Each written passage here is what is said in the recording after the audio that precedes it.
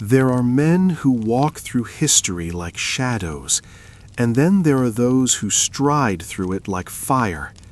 Grigori Rasputin was both, a mystic, a healer, a devil to some, a saint to others.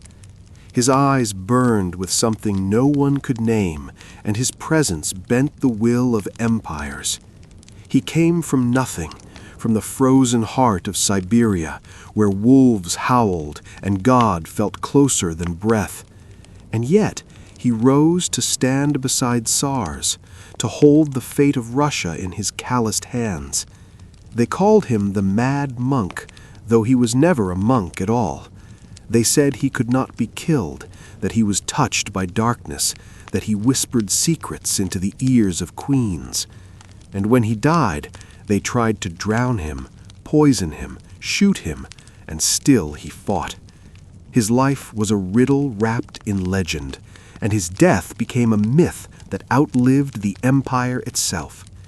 So tonight, as the world grows quiet and the stars watch from above, let us step back into the snow, into the candlelit halls of power, and walk beside the man who would not bow, the man who would not break, until history itself broke around him. If these words carry you gently toward rest, if this story becomes a companion to your quiet hours, then let this channel become a place you return to. Subscribe softly, and let the bell chime only when you wish. There is no rush here, only stories, only voices in the dark, only the past waiting patiently to be remembered. There is a kind of cold that does not merely chill the skin. It enters the soul, settles there, becomes part of who you are. This was the cold of Siberia, the cold that Grigori Yefimovich Rasputin knew from the moment he drew his first breath. He was born in the summer of 1869, though even summer in Pokrovskoye felt like borrowed warmth, a brief mercy before winter returned to claim the land once more. The village itself was little more than a scattering of wooden houses along the Tura River, a place so remote that maps barely acknowledged it, so small that strangers rarely came and those who left rarely returned. Life here was simple, brutal, and profoundly faithful. The people worked the land from dawn until dusk, their hands cracked and bleeding, their backs bent under the weight of survival. And when night fell, they prayed. They prayed because there was nothing else, because God felt closer in the silence of the taiga, because the darkness was so complete that only faith could light the way. Grigori's father, Yefim, was a farmer, a man of few words and fewer comforts. His mother, Anna, bore children and buried them, as so many mothers did in those days. Death was not a stranger in Pokrovskoye. It was a neighbor, a constant presence that knocked on doors without warning. Grigori had siblings, though not all of them lived long enough to be remembered. The earth took them back, as it took everything eventually. And in this place, in this landscape of endless sky and endless hardship, Grigori grew. He was not like the other children. Even as a boy, there was something different about him, something the villagers could not name but felt nonetheless. His eyes, pale and piercing, seemed to see more than they should.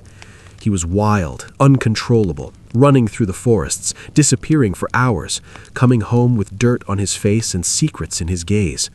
His father beat him for it. His mother prayed over him, but nothing changed. He was restless, hungry for something beyond the fields, beyond the river, beyond the horizon that hemmed them all in. When Grigori was 7 years old, something happened that would mark him forever. It was summer, the kind of golden afternoon when the river ran clear and the children played along its banks. His older brother Dmitri and a younger sister, whose name history has forgotten, were waiting in the shallows when the current caught them. Grigori stood on the shore, small and helpless, and watched them swept away. Dmitri thrashed, screamed, went under. The girl disappeared without a sound. By the time the men pulled them from the water, it was too late. Their bodies were laid out in the dirt, cold and still, while the mothers wailed and the father stood silent, staring at the river as though it might give an answer. Grigori did not cry. He stood apart, his hands clenched, his eyes fixed on the bodies of his siblings, and something inside him broke, or perhaps something opened. He would later say that he had seen them die before it happened, that he had known in some deep and terrible way that the water would take them. Whether this was true or a memory reshaped by trauma, no one could say. But from that day forward, Grigori Rasputin was different. The wildness in him deepened. The strangeness grew. As he entered his teenage years, Rasputin became known in Pokrovskoye not as a scholar or a worker, but as a troublemaker. He drank vodka with the older men, stole horses for the thrill of it, got into fights that left him bruised and grinning.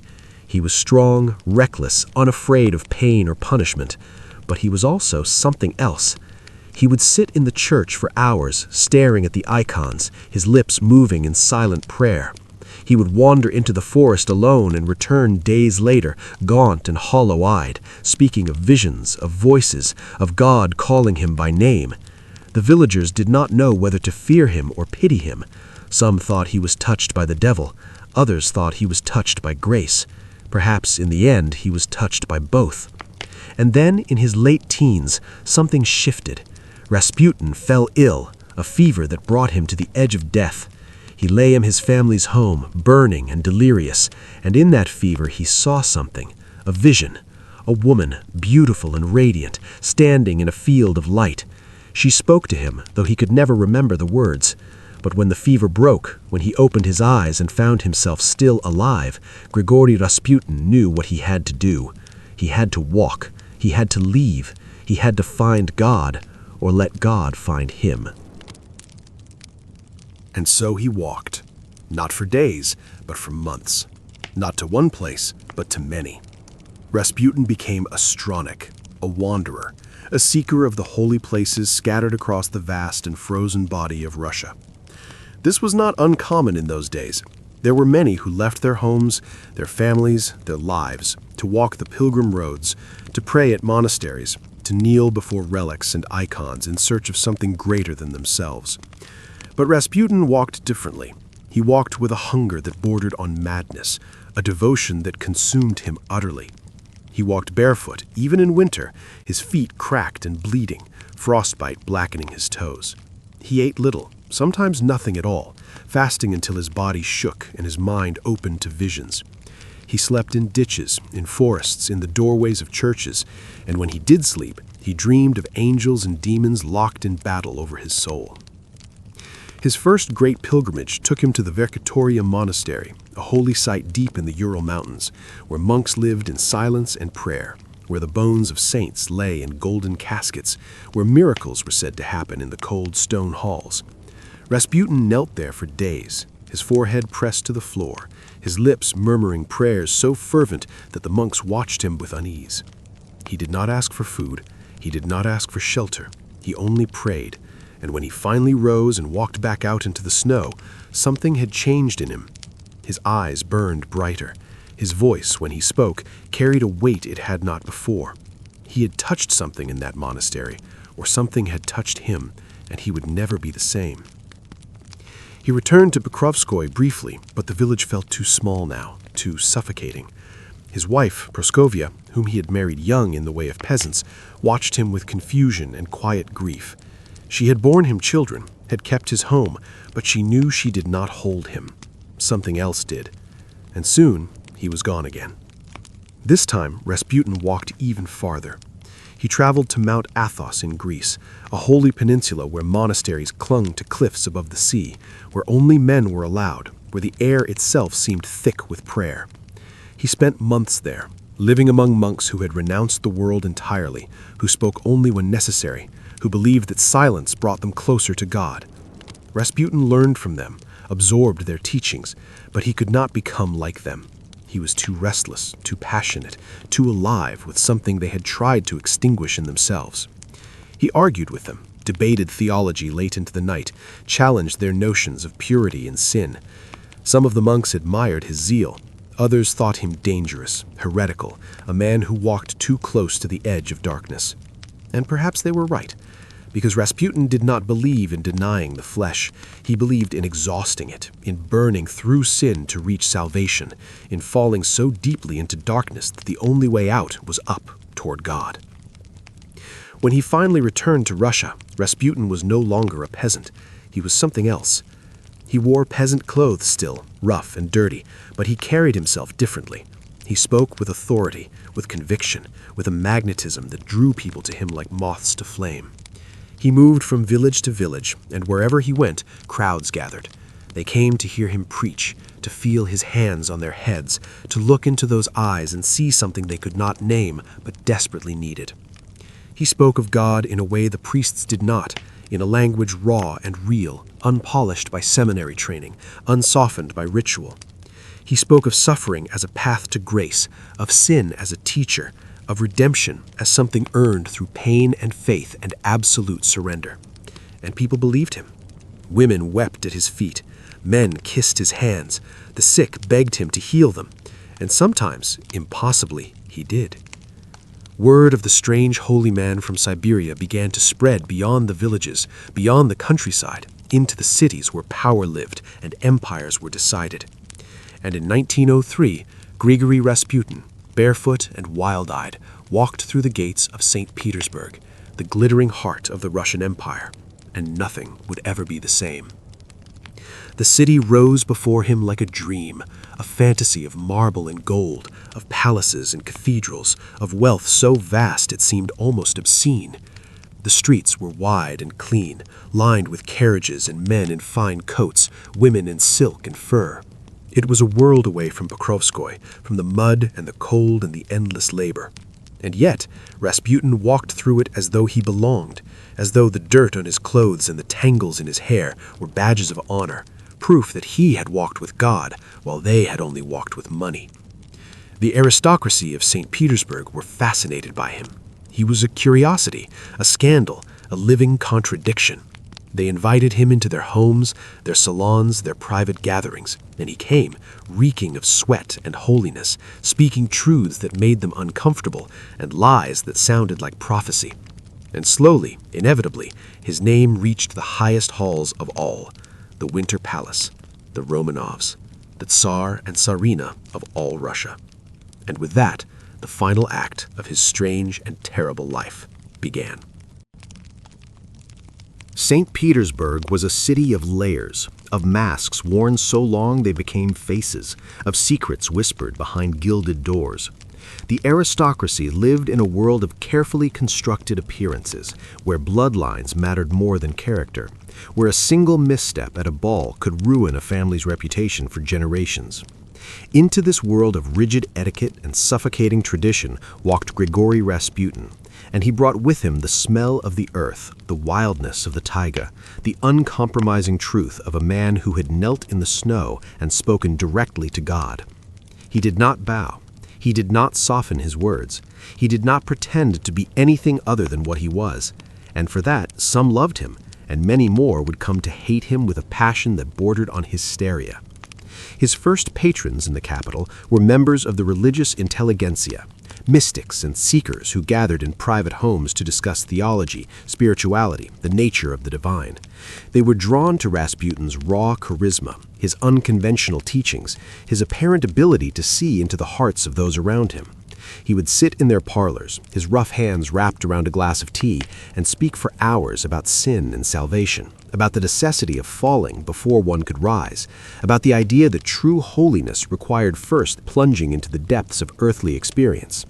These were dangerous ideas, ideas that made the Orthodox Church deeply uncomfortable, but they resonated with those who felt trapped by the rigidity of official doctrine, who longed for a more personal, more visceral connection to the sacred.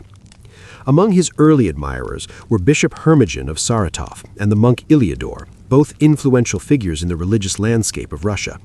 They saw in Rasputin a genuine holy man, a starets, a spiritual elder of the kind revered in Russian Orthodox tradition.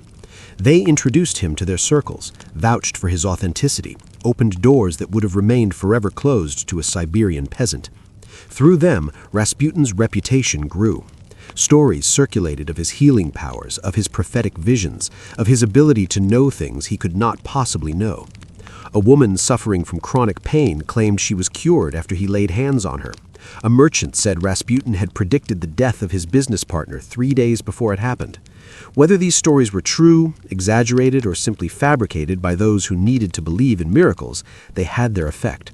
Rasputin became known, and being known in St. Petersburg meant eventually being noticed by those at the very top. The path to the imperial family wound through the Grand Duchess Milika and her sister Anastasia, Montenegrin princesses married into Russian nobility, women fascinated by mysticism, spiritualism, and the occult. They collected holy men the way others collected art, hosting seances and prayer circles in their elegant homes, always searching for genuine spiritual power. When they heard about Rasputin, they invited him to their gatherings. He came, and he astounded them. He spoke with an authority that seemed to come from beyond himself. His eyes, pale and penetrating, seemed to look through pretense directly into truth. When he prayed, the room fell silent, the air itself seeming to thicken with presence.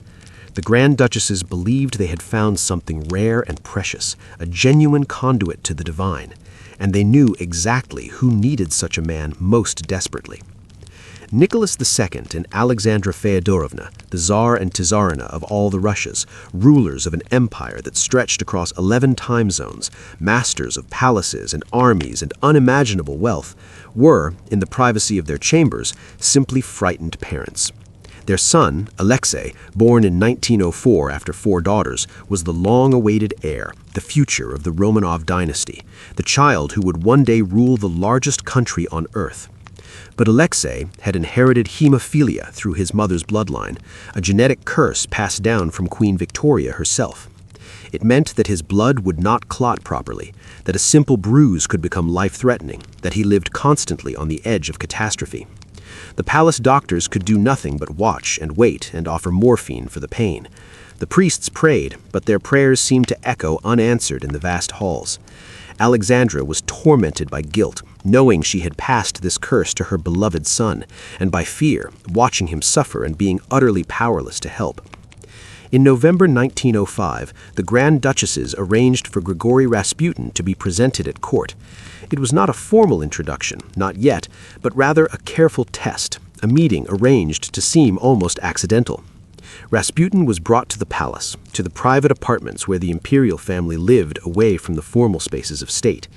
He was nervous, perhaps, though he would never admit it, standing in rooms where every object cost more than his entire village, where servants moved like shadows and the air smelled of expensive perfume. But when he was brought before the Tsarina, when he looked into her eyes and saw the desperation there, the fear of a mother who would give anything, sacrifice anything, to save her child, Rasputin became what he had always been: calm, certain, unshakable. He spoke to her gently, told her that God had heard her prayers, that her son would live, that she must have faith. And Alexandra, exhausted by fear and desperate for hope, believed him. She believed him with the totality of her being, believed him in a way she had never believed the doctors or the priests, or even her own husband, because Rasputin spoke as though he knew, as though he was sent with a message meant only for her. The real test came later, during one of Alexei's bleeding episodes. The boy had fallen or bumped his leg, something trivial that for any other child would mean nothing. But for Alexei, it meant agony. The internal bleeding would not stop. His leg swelled grotesquely, and he screamed with pain that morphine could barely touch. The doctors gathered, grave and helpless. Alexandra sent for Rasputin. He came to the palace late at night, climbed the stairs to the boy's room, and found the Tsarevich pale and writhing, his mother beside him with tears streaming down her face. Rasputin approached the bed, sat down beside the child, and placed his rough peasant hands on the boy's forehead. He spoke softly, rhythmically, telling Alexei that the pain would pass, that he would sleep, that God was watching over him. And slowly, impossibly, the boy's breathing steadied, the screaming stopped, his eyes closed, he slept. And when he woke the next morning, the crisis had passed, the bleeding had stopped. Was it healing power, the power of suggestion, calming a frightened child enough for his body to stabilize? Was it simply coincidence, the natural course of the episode reaching its end? Or was it something else, something that defied medical explanation, something that belonged to the realm of the miraculous? No one could say. But what mattered, what changed everything, was that Alexandra believed it was Rasputin. She believed he had saved her son. And from that moment forward, Grigori Rasputin was no longer just a holy man wandering the capital. He was indispensable. He was untouchable. He was the answer to a mother's prayer, and nothing, not scandal, not politics, not the rising tide of hatred from the nobility and the church, nothing would make her let him go. There is a particular kind of power that comes not from position or wealth, but from being needed. Rasputin now possessed that power, and it changed everything. He was no longer a curiosity in the salons of St. Petersburg, no longer just another mystic passing through the capital's endless parade of spiritual seekers. He was the man who could save the heir to the throne. He was the peasant who held the Tsarina's heart in his calloused hands. And with that came access, influence, and a visibility that would prove both his greatest asset and his ultimate destruction. But in those early years, from 1905 to 1910, Rasputin moved through the imperial world with a strange kind of grace, a man who seemed to belong nowhere and everywhere at once, who could pray with the Tsarina in the morning and drink with prostitutes at night, who contained within himself contradictions so profound that no one could quite understand him, and perhaps that was exactly the point. He did not move into the Winter Palace, did not accept a title or an official position. That was never his way. Instead, he took a modest apartment in St. Petersburg, a simple place that quickly became a pilgrimage site of its own. People came to him there, dozens every day, hundreds every week. They lined the stairs, filled the hallways, waited for hours just to see him for a few moments. They were merchants and peasants, nobles and servants, women mostly, though men came too, all seeking something. Some wanted healing for illnesses the doctors could not cure. Some wanted advice on matters of business or love or family. Some simply wanted to be near him, to feel whatever it was that radiated from him like heat from a fire. And Rasputin received them all. He would sit in his sparse room, his hair wild, his eyes burning with that strange intensity, and he would listen. He would place his hands on their heads, would speak words that sometimes made sense and sometimes sounded like riddles, would look into their eyes and tell them things about themselves they had never spoken aloud. The women, especially, were drawn to him, and this would become one of the most controversial aspects of his legend. They came from all levels of society, from grand duchesses to factory workers, and they spoke of him in language that troubled their husbands and alarmed the church. They said he understood them in ways other men did not. They said his gaze penetrated their souls. They said that being near him was like being near God himself, an experience that was both spiritual and, for some, something more complicated, something that blurred the lines between the sacred and the sensual. Rasputin's teachings on sin were unconventional, to say the least. He believed, or at least he preached, that one had to sin deeply in order to repent deeply, that salvation was sweeter for those who had tasted damnation, that the soul could only truly understand grace after it had known the full weight of transgression. These ideas were rooted in an obscure sect called the Klisti, though Rasputin always denied being a member. The Klisti believed in achieving spiritual ecstasy through physical exhaustion and ritual transgression, that the body had to be spent, emptied, broken down before the spirit could rise. Whether Rasputin truly believed this or simply used it to justify his appetites, whether his relationships with these women were spiritual exercises or simple seduction, remains one of history's unanswered questions. What is certain is that rumors began to spread. Whispers in drawing rooms, gossip in the servants' quarters, stories that grew more scandalous with each telling. They said Rasputin seduced noble women, that he held secret gatherings where prayers turned into orgies, that he used his influence over the Tsarina for personal gain, that he was a Klist after all, a heretic, a sexual predator hiding behind the cloak of holiness. Some of these stories were true. Rasputin drank heavily, frequented bathhouses and brothels, lived without the restraint expected of a holy man. He was crude, vulgar, deliberately provocative. He seemed to take pleasure in shocking the refined sensibilities of the aristocracy, in showing them that their rules meant nothing to him. But other stories were exaggerations, inventions, the products of jealousy and fear from those who resented his access to power, who could not understand how a peasant with dirt under his fingernails could walk freely through the halls of the Winter Palace while they waited for appointments. The Orthodox Church watched all of this with growing alarm. Bishop Hermogen and the monk Iliador, who had once championed Rasputin, turned against him. They accused him of heresy, of corrupting the faith, of leading the innocent into sin. In 1911, they lured him to a meeting and physically attacked him, beating him and threatening to castrate him unless he left St. Petersburg and never returned. Rasputin, bleeding and terrified, managed to escape and went directly to the Tsarina. He showed her his wounds, told her that the church was persecuting him because he served the imperial family, because he had saved Alexei when they could not. And Alexandra believed him. She believed him absolutely. She demanded that Hermogen be removed from his position, that Iliador be exiled. And it was done. Because by now, by 1911, Rasputin's position was inassailable. The Tsarina would not hear a word against him. To question Rasputin was to question her judgment, her faith, her role as a mother. And Nicholas, who loved his wife and trusted her instincts, who had seen Rasputin calm his suffering son again and again, would not intervene. This created an impossible situation. Here was a man with no official title, no formal role, no position in the government or the church, and yet he wielded enormous influence over the Tsarina, who in turn influenced the Tsar. Ministers learned that if they wanted their policies supported, they needed Rasputin's approval. Nobles discovered that a word from Rasputin to Alexandra could mean promotion or dismissal.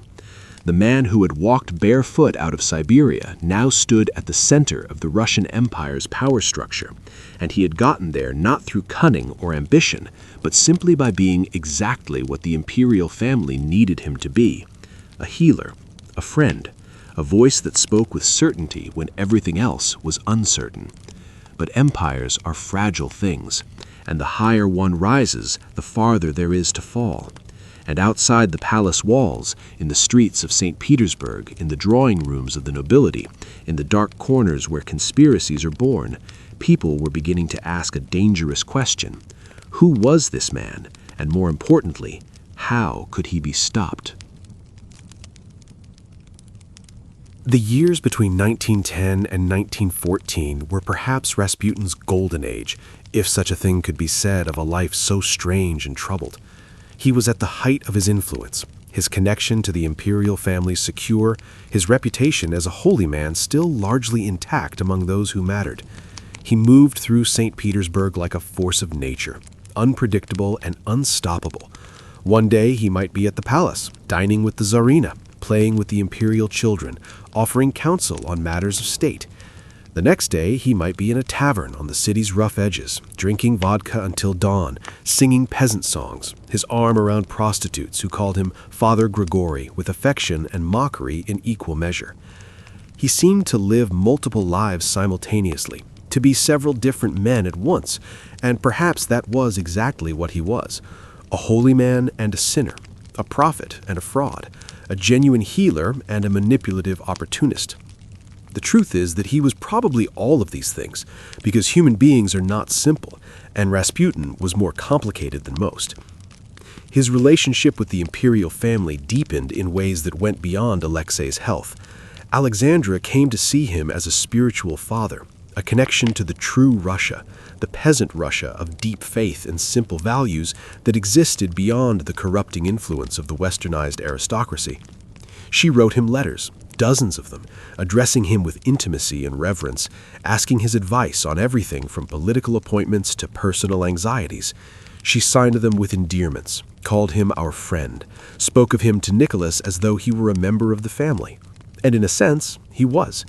He visited the palace regularly, often entering through private entrances to avoid the scandal his presence caused. He blessed the children, sat with them while they played, told them stories of Siberia, of wolves and forests and the long winter nights. The Grand Duchesses, Olga, Tatiana, Maria, and Anastasia, seemed fond of him, though as they grew older, they must have sensed the controversy swirling around his name. And Alexei, the fragile boy whose life Rasputin had saved again and again, looked at him with something close to worship. But outside the protective walls of the palace, the opposition to Rasputin was growing into something dark and organized. The nobility despised him for his influence and his insolence, for the way he violated every social convention, for the fact that a peasant could now affect their careers and fortunes. The church, though officially silenced by the Tsar's protection, seethed with resentment, viewing him as heretic and a charlatan who had somehow bewitched the Tsarina. And the political classes, the Duma representatives and ministers, saw him as a dangerous obstacle to reform, a symbol of the autocracy's disconnect from reality. They called him the Dark One, whispered that he practiced black magic, that he had hypnotized the Tsarina, that he was a German spy, that he was the devil incarnate. Newspapers, when they could evade censorship, printed lurid accounts of his debauchery. Political cartoons depicted him as a sinister figure with glowing eyes, his hands controlling puppet strings attached to the Tsar and Tsarina. A cult of hatred was forming, and it fed on fear, on prejudice, on the desperate need to find someone to blame for the empire's growing problems. In 1914, everything changed. The First World War erupted, and Russia was swept into a conflict that would eventually destroy it. Nicholas II, determined to show leadership, took personal command of the armies and left for the front, leaving Alexandra effectively in charge of the government in the capital. This was catastrophic, for multiple reasons. Alexandra was German by birth, which made her immediately suspect to a population now at war with Germany. She was also politically inexperienced, temperamentally unsuiting to governance, and, most dangerously, completely under Rasputin's influence. When ministers needed decisions, when policies needed approval, Alexandra would consult with Rasputin. He would pray, or claim to have visions, or simply offer his peasant intuition, and she would follow his advice. Men were appointed and dismissed based on Rasputin's recommendations. Military strategies were questioned if Rasputin expressed doubts. It was not that he was running the country exactly, but his voice carried more weight than almost anyone else's. And this at a time when Russia desperately needed competent, unified leadership. Rasputin's own position on the war was complicated and, like everything about him, controversial. He had reportedly warned Nicholas not to enter the conflict, had predicted disaster if Russia went to war. Whether this was genuine prophetic insight or simply the practical wisdom of a peasant who understood that war meant suffering for common people, it was ignored. And as the war dragged on, as casualties mounted and shortages began to bite, as the Russian army suffered defeat after defeat, people looked for someone to blame. They blamed the German-born Tsarina, they blamed the incompetent ministers, and they blamed Rasputin, the peasant mystic who somehow, impossibly, had more influence over Russia's rulers than generals or statesmen. Rumors spread that he was a German agent, that he was deliberately sabotaging the war effort, that he wanted Russia to lose. These rumors were almost certainly false, but truth mattered less than perception, and the perception was that Rasputin had to be stopped. On June 29, 1914, a knife-wielding former prostitute named Hionia Guseva, influenced by Iliador's anti-Rasputin propaganda, attacked him in his home village of Pokrovskoye. She stabbed him in the stomach, a deep wound that spilled his intestines onto the ground. Rasputin nearly died. He was rushed to a hospital, underwent emergency surgery, and spent weeks recovering. The wound should have killed him, and many believed it would have killed an ordinary man. But Rasputin survived, though he was never quite the same afterward. The wound took months to fully heal, left him in chronic pain, and he began drinking even more heavily, using alcohol to dull the constant ache in his belly. His behavior became more erratic, his prophetic pronouncements darker. He spoke often of his own death now, said he could feel it coming, that he had seen it in dreams. And he was right to fear it, because by 1916, the year the world would remember him for, the conspiracy to end Grigori Rasputin's life was already begun. The winter of 1916 settled over Russia like a shroud. The war had been grinding on for more than 2 years, and the empire was bleeding. Millions of men had died in the frozen trenches, their bodies left to rot in the mud of Eastern Europe, while their families at home starved. The railways could barely function. Bread lines stretched for blocks in Petrograd, the capital renamed to sound less German, where women stood in the snow for hours waiting for food that often never came. The soldiers at the front had no boots, no ammunition, no faith left in their commanders.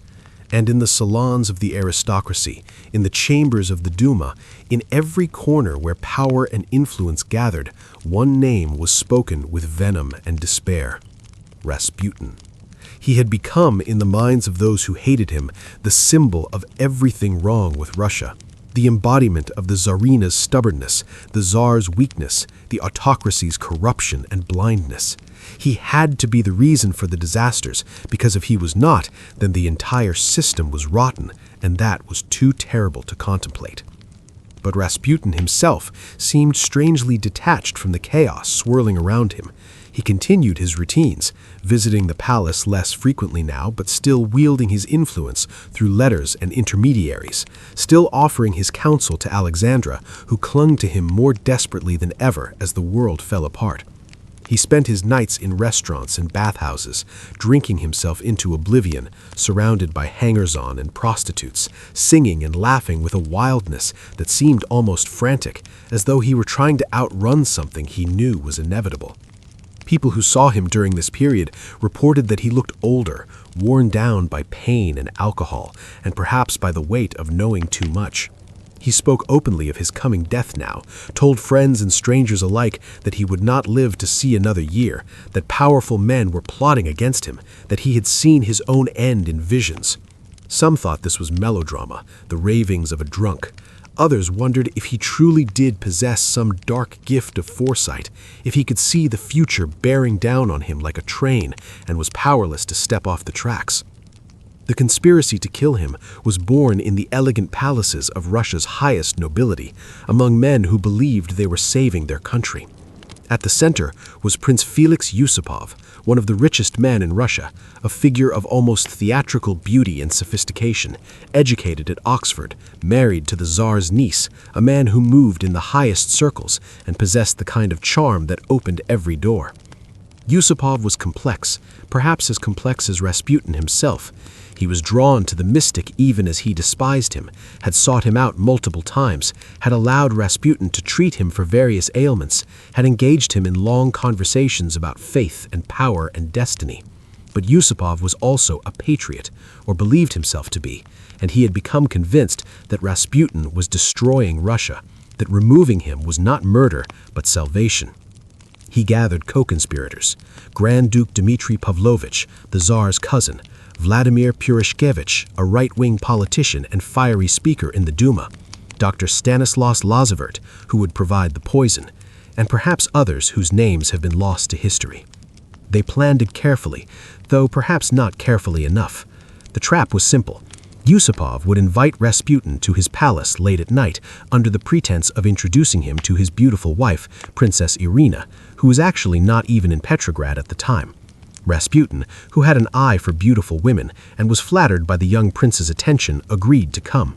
The date was set for the night of December 16, 1916.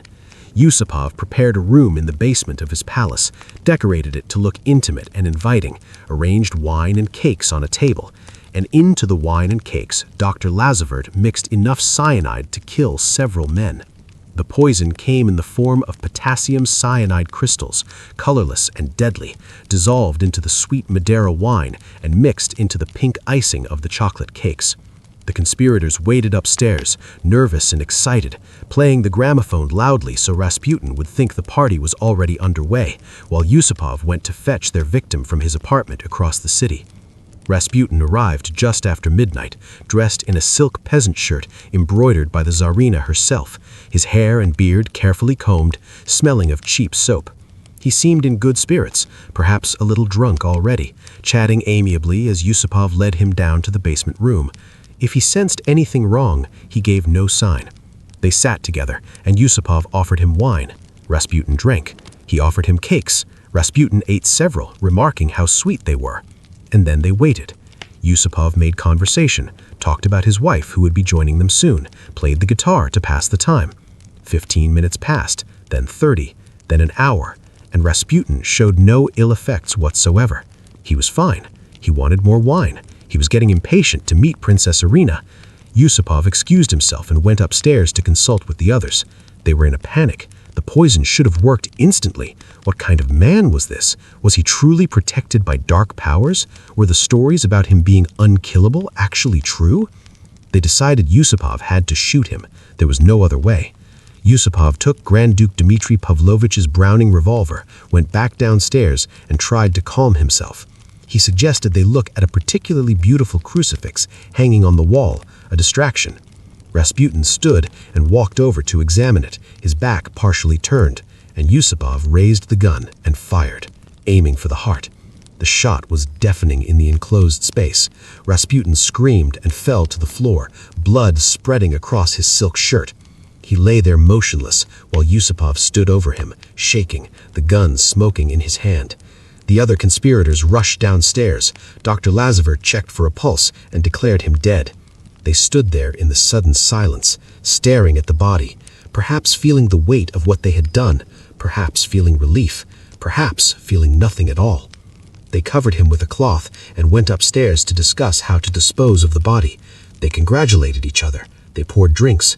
They had killed the mad monk. They had saved Russia. And then, from the basement, they heard a sound, a groan, a movement, and Rasputin, impossibly, opened his eyes and began to rise. What happened next would become legend, the kind of story that transcends history and enters the realm of nightmare. Yusupov, hearing the sound from below, descended the stairs alone, perhaps thinking he had imagined it, perhaps needing to see for himself. And there, in the basement, where a dead man should have lain, Rasputin was on his feet, swaying but alive, his eyes wild and filled with something beyond rage, beyond pain, something that looked almost inhuman. He lunged at Yusupov, grabbed him by the throat, his fingers like iron despite the bullet wound in his chest, and for a moment the prince was certain he would die there, strangled by the man he had tried to kill. But Rasputin's strength was fading, even as his fury burned. He released Yusupov and stumbled toward the stairs, climbing them with terrible determination, pulling himself up step by step while blood poured from his wound. He made it outside into the courtyard, into the freezing December night, and began crawling toward the gate, toward the street, toward escape or help, or perhaps just away from the men who had betrayed him. Yusupov screamed for the others. Purishevich grabbed a revolver and ran outside, saw Rasputin in the snow trying to reach the locked iron gate, and fired. The first shot missed. Rasputin turned, and for a moment their eyes met across the darkness. Purishevich fired again, hitting him in the back. Rasputin fell, but continued to move, dragging himself forward with his arms. Purishevich fired a third time, and a fourth, though his hands were shaking so badly he could barely aim. One of the bullets struck Rasputin in the head. Finally, he stopped moving, lay still in the snow, his blood dark against the white. The conspirators stood there, breathing hard, watching the body, afraid even now that it might rise again. When it did not, when minutes passed and nothing happened, they approached cautiously. Yusupov, his mind perhaps broken by fear and adrenaline, began beating the body with a rubber club, smashing at it with mindless violence until the others pulled him away. They wrapped Rasputin's body in a blue curtain, bound it with rope, and drove through the silent streets to the Petrovsky Bridge. It was nearly 4 a.m. now, the city asleep, the Neva River frozen except for a dark hole near the bridge where the current kept the ice from forming completely.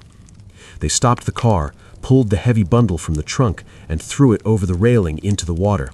It disappeared with barely a splash, swallowed by the black current beneath the ice. And then they drove away, believing it was finally over, believing they had killed the man who could not be killed. They disposed of their bloody clothes, rehearsed their alibis, and went home to wait for morning and whatever consequences would come. But they felt no regret. They had done what needed to be done. They had freed Russia from the devil's grip. or so they told themselves. The news spread through Petrograd like wildfire. Rasputin was dead. The man who had haunted the empire's conscience, who had stood between the people and their rulers, who had symbolized everything corrupt and mystical and wrong about the autocracy, was finally gone. There was celebration in some quarters, relief in others, and in the Winter Palace there was grief so profound it seemed to shake the walls. Alexandra collapsed when she heard, wept until she could barely breathe, locked herself in her rooms and would see no one. She had lost her friend, her spiritual father, the man she believed God had sent to protect her son. Nicholas returned from the front to comfort her, but even he could not reach through her despair. They buried Rasputin quickly, quietly, in a corner of the Imperial Park at Tsarskoye Selo, with only the family present, a funeral held almost in secret because they knew the public would riot if they knew. Alexandra placed an icon in his coffin, signed by herself and her daughters, a final gift to the man she had trusted above all others. But the killing of Rasputin changed nothing. This is perhaps the greatest tragedy, the final irony of his story. The conspirators had believed that removing him would somehow save Russia, that his death would restore confidence in the monarchy, would unite the people behind the war effort, would turn back the tide of disaster. Instead, it accomplished nothing. The food shortages continued. The war ground on. The people's rage only grew. Yusupov and the other conspirators were briefly arrested but never prosecuted. The Tsar, grieving and weakening, could not bring himself to punish members of his own family. The killers became heroes to many, celebrated for having the courage to do what needed to be done. But Russia continued to fall apart. Within 2 months, revolution erupted in Petrograd. Within 3 months, Nicholas II had abdicated the throne, ending 300 years of Romanov rule. Within 18 months, the entire imperial family, including Alexei, the boy Rasputin had saved so many times, would be executed in a basement in Yekaterinburg, their bodies thrown down a mine shaft and burned. And when the Bolsheviks came to power, when they dug up Rasputin's body from the Imperial Park and burned it in the forest, scattering his ashes to the wind, it was as though they were trying to erase not just the man, but everything he represented. The old Russia, the mystical Russia, the Russia of faith and tsars and holy fools who walked barefoot through the snow. But who was Grigori Rasputin really? This is the question that history has never satisfactorily answered, perhaps because there is no single answer, perhaps because he contained multitudes that refused to be reconciled into a coherent whole. Was he a holy man? By the standards of Orthodox mysticism, perhaps he was. He had walked the pilgrim roads, had prayed until his knees bled, had dedicated years of his life to seeking God in the hardest, loneliest ways imaginable. His faith, whatever else it was, seemed genuine. When he prayed with his entire being. When he spoke of God, he spoke with conviction that moved even skeptics. The imperial family believed in his holiness, and they were not fools, though history has often painted them that way. They were devout, educated, surrounded by priests and theologians, and yet they chose to trust this peasant above all others. That must mean something. But was he also a fraud? Almost certainly, at least in part. He was not above using theatrics, manipulation, the power of suggestion to achieve his effects. He understood human psychology in ways that would make modern psychologists nod in recognition. He knew how to read people, how to tell them what they needed to hear, how to present himself as the answer to their deepest longings. His healing abilities, whatever their source, worked best on psychosomatic conditions, on stress-related illnesses, on the kind of ailments that respond to confidence and calm authority. With Alexei, the truth is probably complex. Rasputin's calming presence may have lowered the boy's stress levels, which would have lowered his blood pressure, which could have slowed bleeding episodes. His instructions to the doctors to stop their constant interventions may have actually helped, allowing the boy's body to heal naturally rather than being constantly aggravated by medical prodding. Or perhaps it was simply timing, coincidence dressed up as miracle, and Alexandra's desperate need to believe transformed random chance into divine intervention. And what of the accusations of debauchery, of sexual manipulation, of using his holy man status to seduce vulnerable women? The evidence here is murky, contradictory, complicated by the fact that so many people had reasons to lie about him, to exaggerate or invent scandals. He certainly drank heavily, that much is indisputable. He certainly spent time in bathhouses and restaurants of questionable reputation. He certainly had relationships with women that went beyond the spiritual, though whether these were consensual encounters between adults or something darker is impossible to determine with certainty. His teachings about sin and redemption were unconventional and could easily be twisted into justification for transgression. But it is also true that the Russian aristocracy was deeply hypocritical, scandalized by Rasputin's peasant crudeness while engaging in their own affairs and excesses behind closed doors. They hated him partly because he refused to pretend, refused to hide his appetites behind the veneer of respectability that their world demanded. The political accusations, that he was a German spy, that he controlled government policy, that he was single-handedly responsible for Russia's wartime failures, these were almost certainly false, or at least grossly exaggerated. Rasputin had influence, yes, through Alexandra, not directly. He never held an official position, never attended government meetings, never had access to military secrets. His advice to the Tsarina was often simple, sometimes wise, sometimes foolish, but no more so than the advice she received from ministers and generals who supposedly knew better. He became a scapegoat, a convenient explanation for failures that had far deeper roots in Russia's economic backwardness, its military incompetence, its rigid social structure that was already cracking under the weight of modernity. Killing Rasputin could never have saved the empire because Rasputin was not the disease. He was merely a symptom, a strange and colorful manifestation of a system that had lost its way long before he arrived. Perhaps the truest thing we can say about Rasputin is that he was profoundly, utterly human, flawed and faithful, manipulative and sincere, wise and foolish, cruel and kind.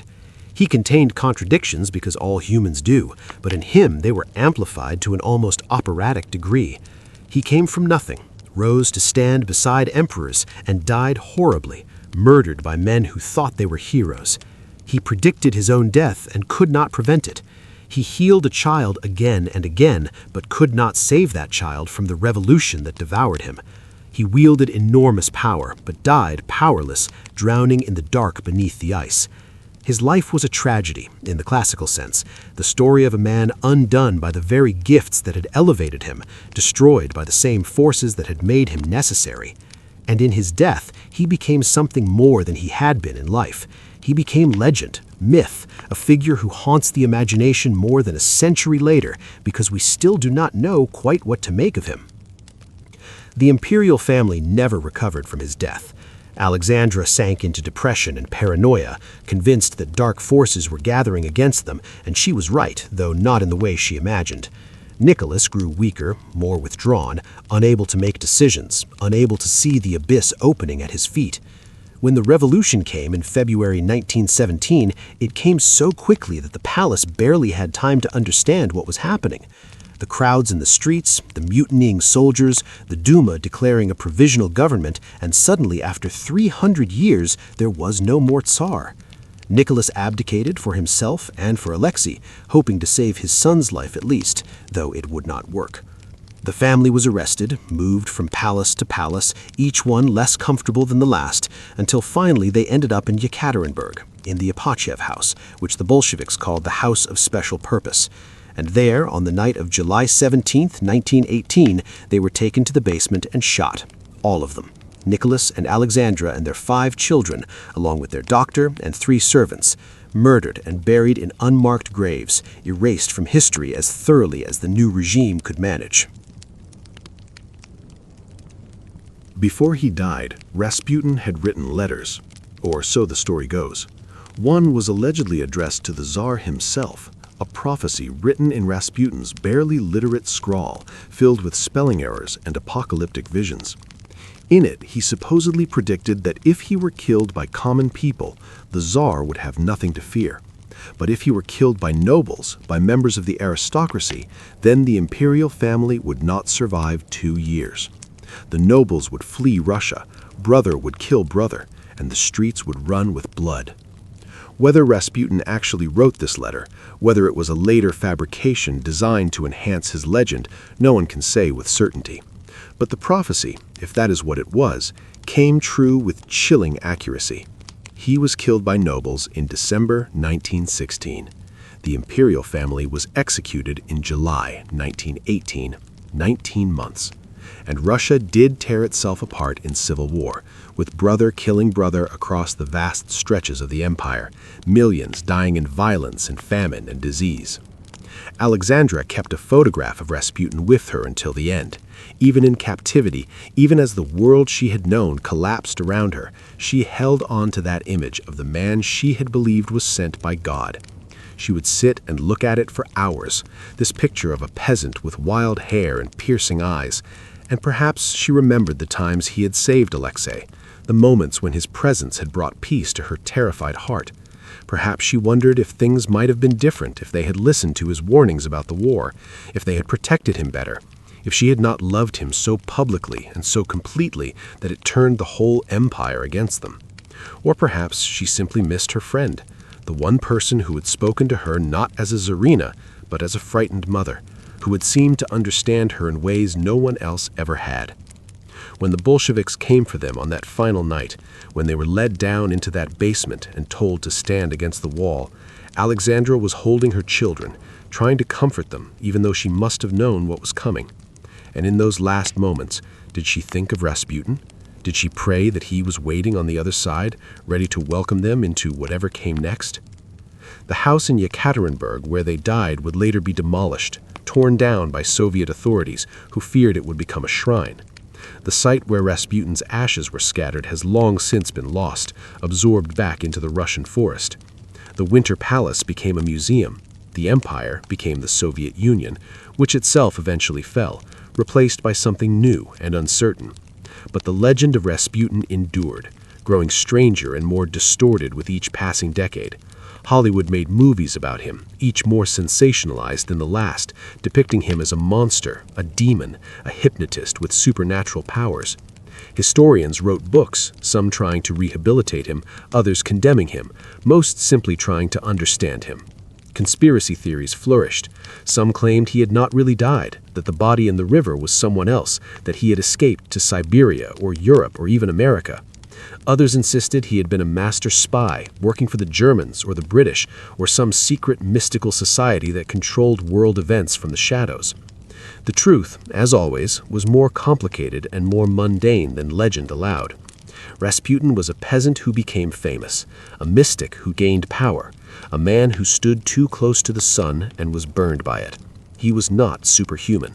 The poison that failed to kill him probably failed because cyanide loses its potency when heated, and the conspirators had heated the wine and baked the cakes, inadvertently neutralizing the poison. He survived multiple gunshots not through dark magic, but the same random luck that allows some people to survive injuries that kill others. The chaotic reality of human physiology, where a bullet can miss vital organs by millimeters.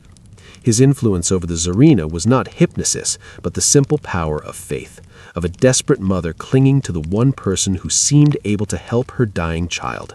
Strip away the mythology, and what remains is still remarkable, still tragic, but recognizably human.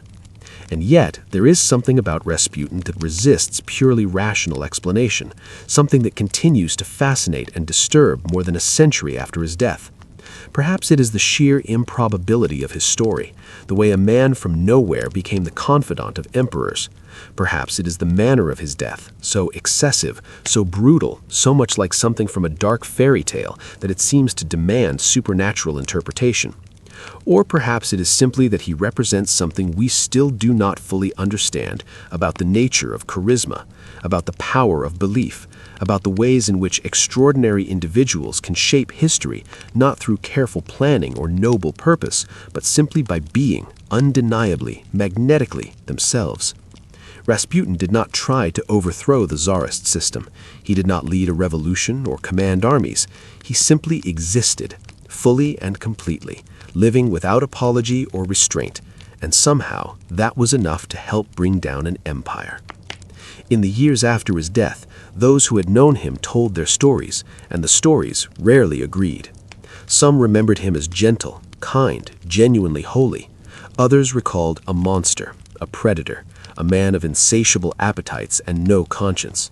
Both versions were probably true, or at least true enough, because Rasputin seems to have shown different faces to different people, to have been capable of great tenderness and great cruelty, sometimes in the same day, sometimes in the same hour. He was a man of extremes who lived in extreme times, and perhaps that is why his story endures. We tell it again and again in books and films and whispered conversations, trying to solve the riddle of him, trying to understand how one man could contain so much contradiction, so much power, so much tragedy. And perhaps we never will. Perhaps Rasputin is destined to remain what he has always been, not a historical figure who can be neatly explained and categorized, but a mystery, a question mark, a dark and fascinating enigma standing at the intersection of faith and power, of prophecy and politics, of the mystical and the mundane. His story is Russia's story, in a way, the story of a vast country caught between tradition and modernity, between East and West, between the spiritual and the material, unable to reconcile these tensions and so tearing itself apart. Rasputin came from the heart of old Russia, from the peasant world of deep faith and ancient customs, and he walked into the modern world of capitals and politics, and found that he did not fit, but could not turn back either. He was a bridge between two worlds, and when that bridge collapsed, it took him and the empire with it. And now, all these years later, we look back across the ruins and try to see him clearly, try to understand what he was and what he meant. But perhaps the most honest thing we can say is that we still do not know. We see only shadows, only fragments, only the legend of a man who walked through fire and could not be burned, who drowned beneath the ice and still haunts us, whose eyes stare out from old photographs with an intensity that time has not diminished, asking questions we still cannot answer. The autumn of 1916 brought with it a darkness that went beyond the shortening days. Russia was collapsing, not suddenly but inexorably, like a building whose foundation has been rotting for years finally beginning to sag and crack.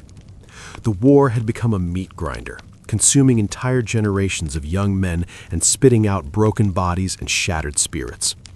At the front, soldiers fought without proper weapons, sometimes without boots, advancing into German machine gun fire with nothing but bayonets and desperate courage. In the cities, bread was scarce, coal scarcer still, and the winter promised to be brutal. Lines formed before dawn outside bakeries, women and children standing in the cold for hours, and often the bread ran out before they reached the counter.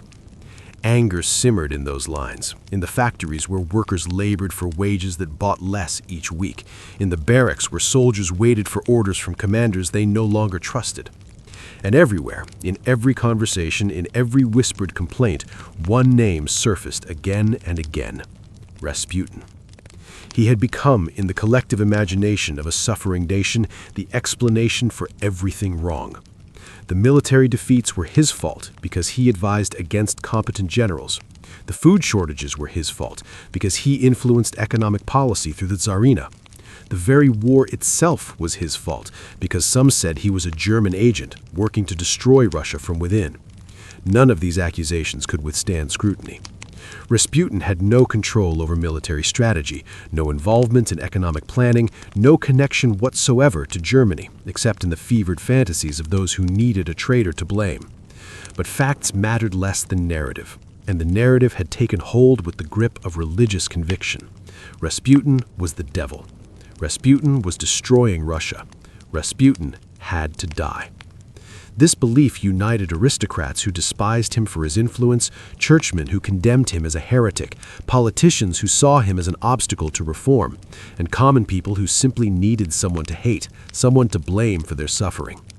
The most dangerous believers were those who had access, means, and the conviction that murder could be patriotism. Prince Felix Yusupov was perhaps the most fascinating of these, a young man of extraordinary beauty and wealth, educated in the finest schools of Europe, married to the Tsar's niece, possessing everything privilege could bestow. He was also deeply troubled, sexually ambiguous in a society that gave no space for such complexity, drawn to the mystical and the macabre with an intensity that suggested something broken in his soul. He had first approached Rasputin as a supplicant, seeking treatment for various ailments, both real and imagined, and Rasputin had welcomed him, perhaps seeing in this elegant prince a conquest worth pursuing, perhaps simply responding as he always did to those who sought his help. They had met several times, had long conversations about faith and power and the nature of evil. Yusupov was fascinated and repelled in equal measure, drawn to Rasputin's raw charisma while intellectually convinced that he represented everything wrong with Russia. By late 1916, Yusupov had decided that killing Rasputin was not just justified, but necessary, a sacred duty that would redeem his privileged life and save his country. He was not alone in this conviction. Grand Duke Dmitry Pavlovich, the Tsar's cousin and one of the most eligible bachelors in Russia, had reached the same conclusion. So had Vladimir Purishkevich, a member of the Duma known for his monarchist politics and his passionate, sometimes unhinged speeches about the dangers threatening the empire. These three formed the core of the conspiracy, though others may have been involved, names lost to history or deliberately obscured by those who survived to tell the tale. They met in secret, in Yusupov's palace and other secure locations, and they planned. Not carefully enough, as it turned out, but with the confidence of men who believed themselves to be instruments of destiny, heroes in a drama that would save Russia from the abyss. The plan, as they conceived it, was almost theatrical in its conception. Yusupov would lure Rasputin to his palace late at night with the promise of meeting Princess Irina, Yusupov's wife, whose beauty was legendary. Rasputin, who appreciated beautiful women and was flattered by the attention of the aristocracy, would come without suspicion. They would offer him wine and cakes laced with cyanide, enough poison to kill a dozen men. He would die quickly, painlessly, and his body would be disposed of in a way that made him appear he had simply disappeared, perhaps fled the city in the face of growing opposition. The Tsar and Tsarina would be spared the knowledge that he had been murdered. Russia would be freed from his influence. The empire would stabilize. The war would be won. It was a fantasy, of course, the kind of magical thinking that imagines complex problems have simple solutions, that killing one man can somehow reverse historical forces already in motion. But they believed it, with the fervor of true believers, and that made them dangerous. They acquired potassium cyanide crystals from Dr. Lazavert, who would later claim he participated reluctantly, but participated nonetheless. The crystals were colorless, tasteless when dissolved, and legendarily deadly. A dose the size of a grain of rice could kill a man in minutes, causing convulsions, respiratory failure, and death. They had much more than that. They crushed the crystals into powder, dissolved some in sweet Madeira wine, mixed more into the pink icing on chocolate cakes. The basement room of Yusupov's palace was prepared, decorated to look like an intimate meeting space, warm and inviting. Upstairs, they set up a gramophone playing popular songs, creating the illusion of a party in progress. Everything was ready. They set the date for December 16th, a Friday night when Petrograd would be quiet, when the police would be less vigilant, when the darkness itself seemed to conspire with their purpose. And as that night approached, Rasputin went about his life, drinking and praying and visiting the palace and wandering the streets, seemingly unaware that his death had been scheduled, that history was preparing to close its hand around his throat. But perhaps he did know.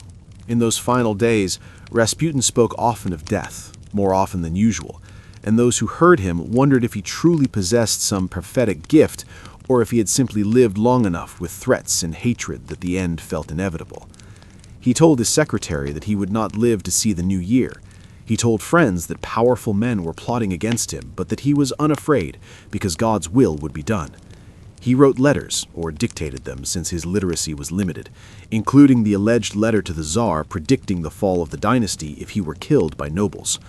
Whether he actually wrote these prophetic warnings or whether they were later fabrications designed to enhance his legend, they circulated widely after his death and seemed to carry the weight of genuine foresight. He also seemed melancholy in those last days, quieter than usual, as though some part of him had already left, had already accepted what was coming. On the evening of December 16th, Rasputin was in his apartment when Yusupov arrived to fetch him. He dressed carefully, putting on his finest embroidered shirt, the one made by the Tsarina's own hands, combing his hair and beard with unusual attention. He seemed almost eager, pleased by the invitation, flattered that the young prince wanted his company, excited by the prospect of meeting the beautiful Princess Irina. They drove through the dark streets of Petrograd, past the frozen river and the grand buildings that looked like monuments to a dying age. Yusupov made conversation, keeping his voice light, hiding the trembling in his hands. When they arrived at the palace, he led Rasputin down to the basement room, explaining that the party was upstairs, but they could visit quietly down here first, that the princess would join them soon. And Rasputin, if he suspected anything, gave no sign. He sat down, relaxed, accepted the wine that Yusupov poured with shaking hands. He drank. The wine was sweet, possibly masking any bitter taste from the cyanide, though potassium cyanide supposedly has no taste. He remarked that it was good wine, asked for more. Yusupov poured again, watched him drink, waited for the convulsions, the gasping, the death that should have come within minutes. Nothing happened. Rasputin seemed perfectly fine, even cheerful. Yusupov offered him cakes, the pink ones with the pretty icing. Rasputin took one, ate it, complimented the flavor, took another. Still nothing. He wanted to know when the princess would arrive. He was getting impatient. He asked Yusupov to play guitar, something to pass the time. And Yusupov, his mind beginning to fracture with confusion and fear, picked up the instrument and played, his fingers stumbling over the strings while he watched this man who should have been dead, who should have been convulsing on the floor, sitting there calmly eating poisoned cakes and drinking poisoned wine and showing no effects whatsoever. An hour passed, then 2. Upstairs, the other conspirators were growing frantic. What was happening? Why was Rasputin still alive? They could hear the music, hear voices, hear nothing that sounded like death. Yusupov excused himself, climbed the stairs, consulted with the others in panicked whispers. The poison had failed. It should not have been possible, but it had failed. Perhaps the crystals were old, had lost potency. Perhaps they had made some mistake in the preparation. Or perhaps, and this thought terrified them more than they wanted to admit, perhaps Rasputin truly was protected by supernatural forces. Perhaps he could not be killed by ordinary means. They had to make a decision. They could let him leave, pretend the evening had been pleasant, but then he would know something had been wrong, would tell the Tsarina, and they would all be arrested. Or they could finish it another way. Dmitri handed Yusupov his revolver. There was no other choice now. Yusupov would have to shoot him. He went back downstairs, the gun hidden behind his back, his heart hammering so hard he thought Yusupov must hear it. He suggested they look at a crucifix on the wall, a beautiful piece, very old. Rasputin stood, walked over to examine it, his back partially turned. This was the moment. Yusupov raised the gun, aimed at Rasputin's chest, at where the heart should be, and pulled the trigger. The sound was massive in the enclosed space, shocking, final. Rasputin screamed, a sound more animal than human, and fell to the floor. Blood spread across the embroidered shirt, dark and wet. He twitched once, twice, then lay still. His eyes were open, staring at nothing. Yusupov stood over him, the gun still in his hand, smoke rising from the barrel. He had done it. He had killed the mad monk. The impossible had been accomplished. He called for the others, and they came down, crowding into the small room, staring at the body on the floor. Dr. Lazaver checked for a pulse, placed a hand over Rasputin's heart, listened for breathing. Nothing. He was dead. They had succeeded. They covered the body with a curtain, left it lying there while they went upstairs to decide what to do next. The plan had been to take him to the islands, to dispose of him in the frozen river, but it was late now, and they needed to wait until the streets were completely empty. They poured drinks, tried to steady their nerves, convinced themselves they had done the right thing, the necessary thing. The gramophone had stopped playing. The palace was silent except for their voices, their nervous laughter, their attempt to process what they had done. And then, from below, from the basement where a dead man lay, they heard something. A groan, a scraping sound, movement.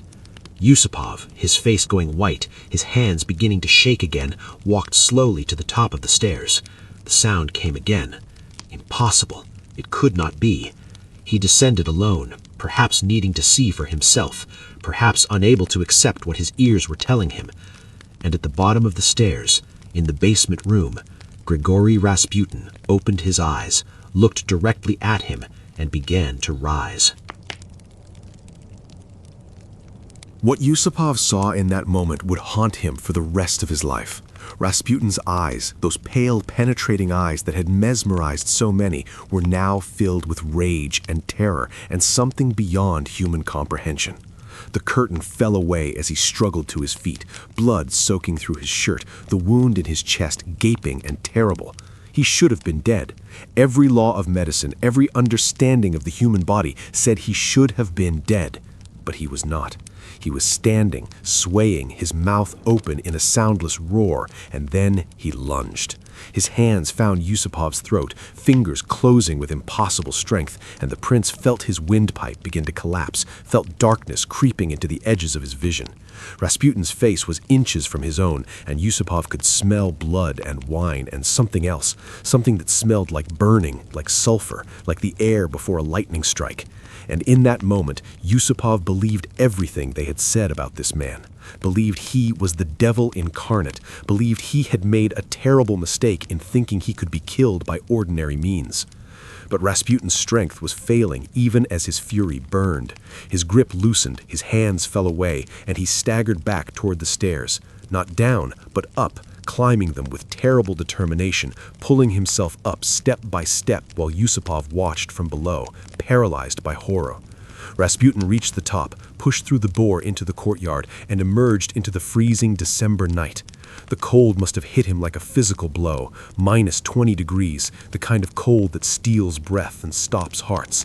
But still he moved, crawling now when he could no longer walk, dragging himself across the snow toward the iron gate, toward the street beyond, perhaps hoping to reach help, to reach anyone who might save him from the men who had betrayed him. Behind him, his blood left a dark trail in the white snow, black in the moonlight, marking his path like a wounded animal fleeing hunters. Yusupov screamed for the others, his voice raw and breaking. Purishkevich grabbed a revolver and ran outside, saw Rasputin near the gate, still moving, still alive, and for a moment could only stand and stare. How was this possible? How could a man shot through the chest and poisoned with enough cyanide to kill 5 men still be crawling toward freedom? But there was no time for questions now, no time for anything but action. Purishkevich raised the gun and fired. The first shot missed completely, his hands shaking too badly to aim properly. The sound echoed off the palace walls, sharp and clear in the silent night. Rasputin turned his head, looked back at his killer, and their eyes met across the snowy courtyard. In that look was accusation, betrayal, and understanding that these men he had trusted, had spent time with, had tried to help, were now murdering him. Purishkevich fired again. This shot struck Rasputin in the back, between the shoulder blades. He fell forward but did not stop moving, his arms clawing at the snow, pulling him forward inch by desperate inch. Purishkevich fired a third time, hitting him again, and then a fourth.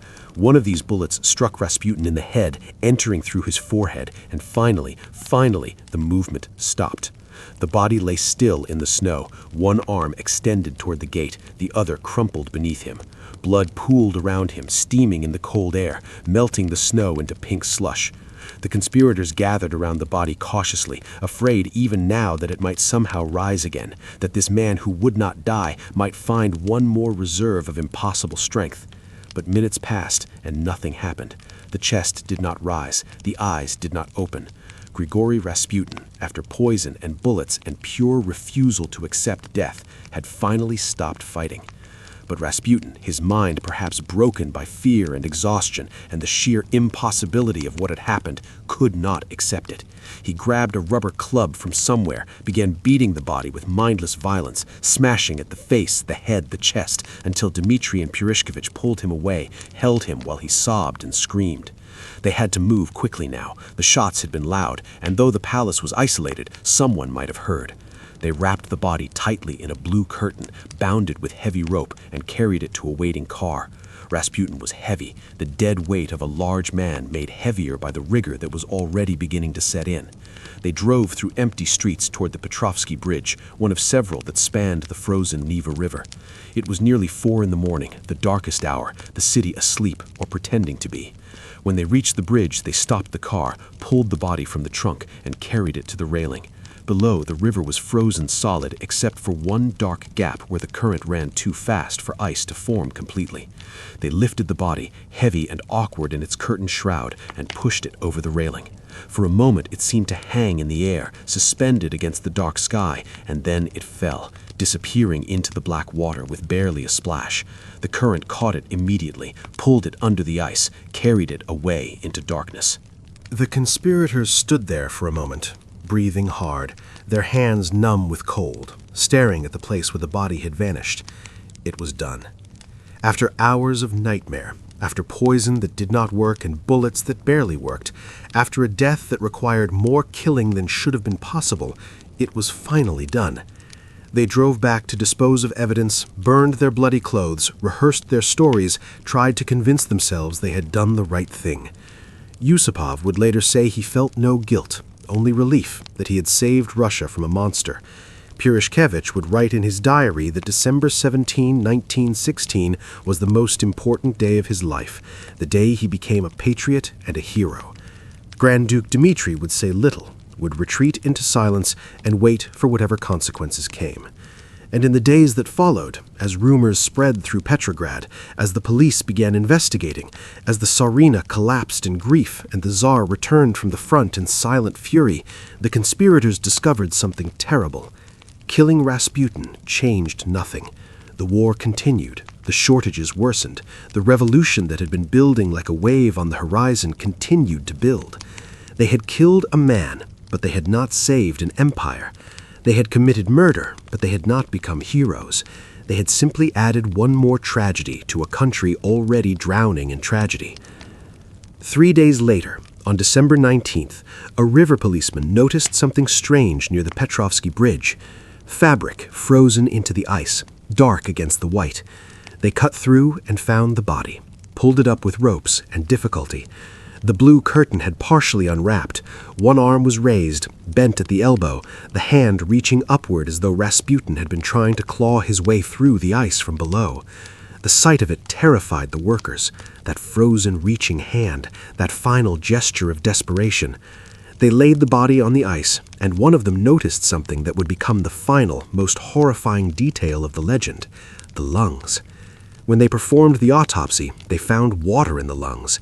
Rasputin had still been breathing when they threw him into the river. Despite the cyanide that should have killed him, despite being shot at least 3 times, including once in the head, despite the beating and the freezing cold and everything else, he had still been alive when he went into the water.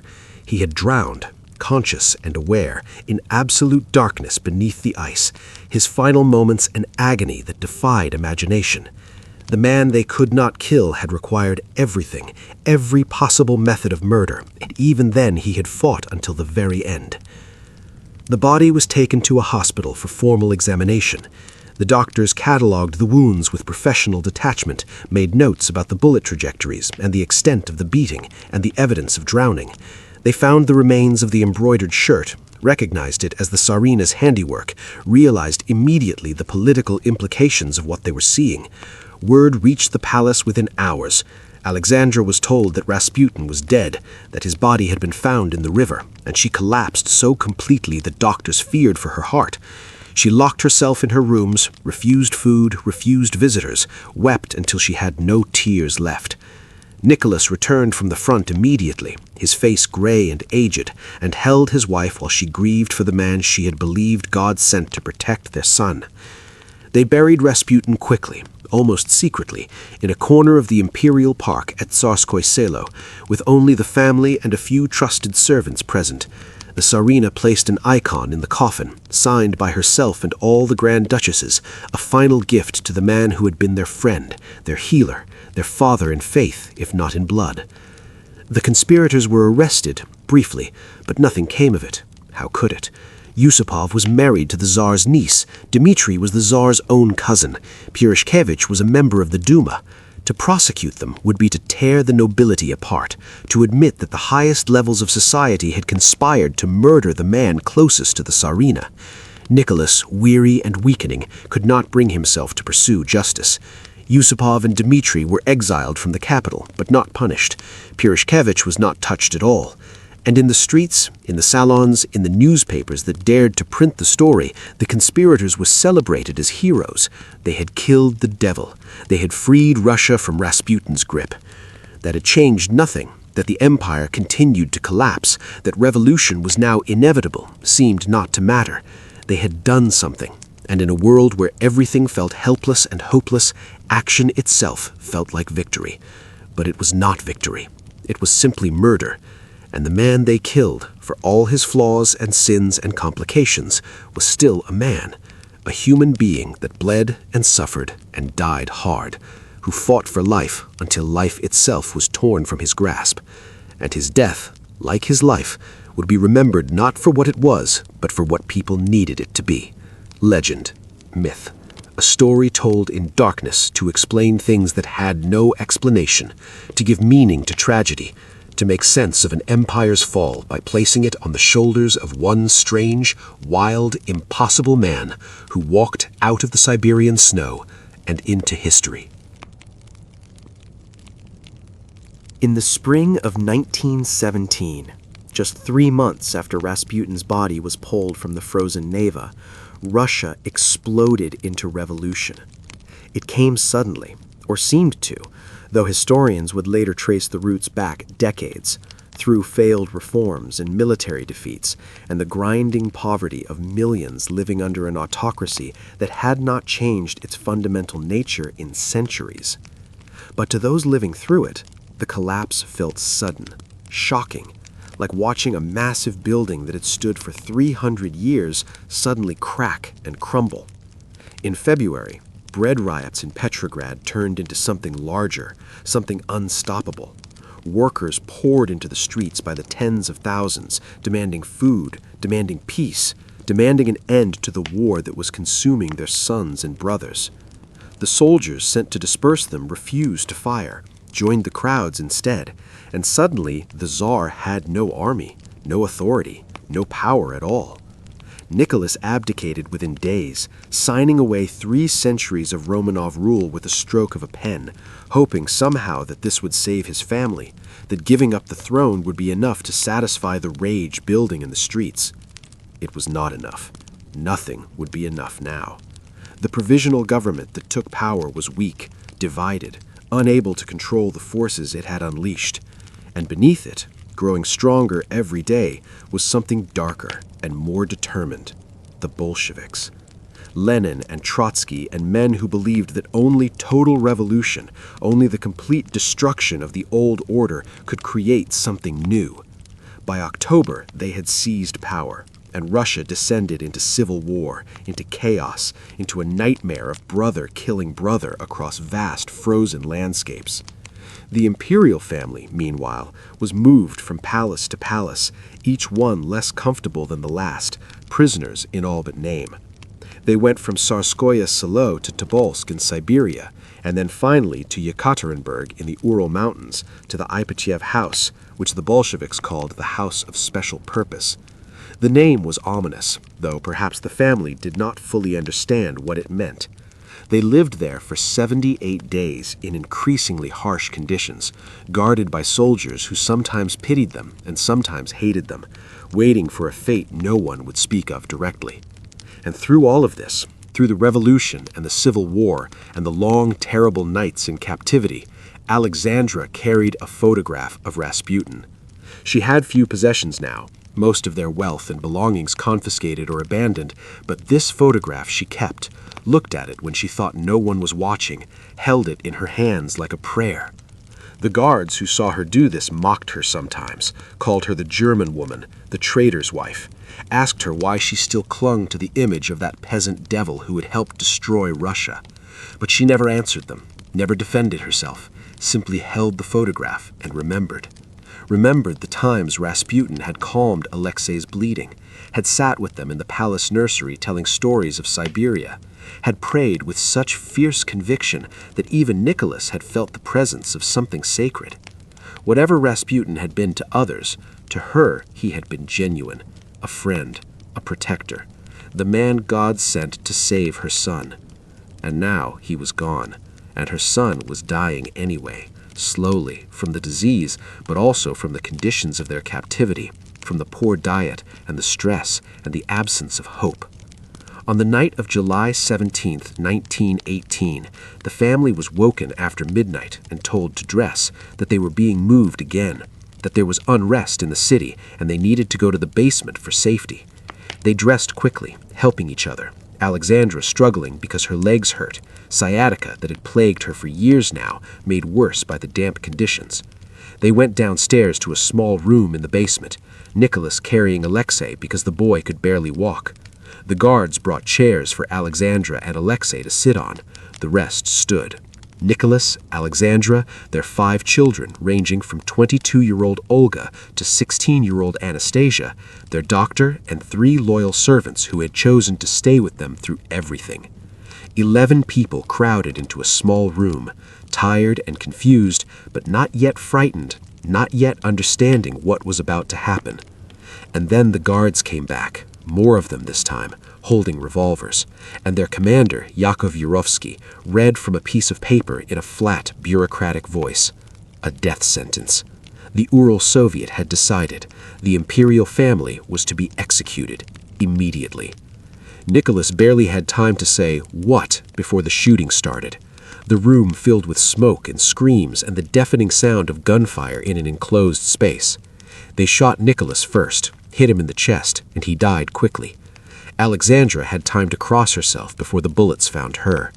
The children screamed, tried to hide behind each other, but there was nowhere to go, nowhere to hide in that small room with armed men blocking the only door.